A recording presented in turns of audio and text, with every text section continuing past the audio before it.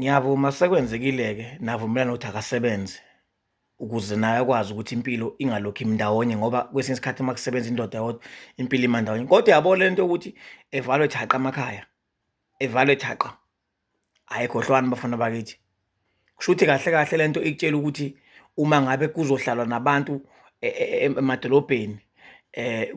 kusekuganene uma sekuhlalwa emadolobheni, shuthi inhloso yokuganelwana ukugano ukuthi kulalwane kuphela khona ukuvusa ikhaya. Angikuphinde uma kuzothi kuhlale emadolobheni seniganele ninjalo nihlohlisana lapha emadolobheni nihleli nithe wadalala, shuthi inhloso yokugana ukulalana kuphela akusikhona ukwakha ikhaya ngoba umuzi wawubona ngisho ucaka kuDisemba kusho kuthiwa lokhu kufika umabani lokhu kwafika uMandlovu lwami usuvukile unkosikazi sezovusa indlu ekhaya kwakheka izindlu kwakho orandi kube khona utshani abusikayo yena kufulelwe izindlu ukuze nakuba kuthiwa mhlawumbe uyaphazama uhambeni lwakhe lithi ithongo sifuna lo mfazi sifuna lo mfa iliphi ngithongo namhlanje elingachema ngamakhosikazi namhlanje ukuthi ayasebenza avala amakhaya.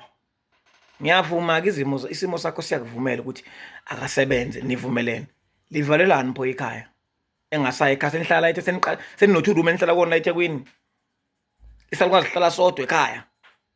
Hayi bafana bami khohlwane emizini niyayibulala nini nizodifenda la nizochaza hayi thula wena manje nizothi vele niphela ukufaka amakhokho niyadifenda angali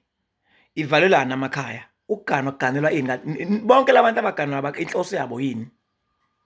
ukulalana then lide ibanga elidlalwa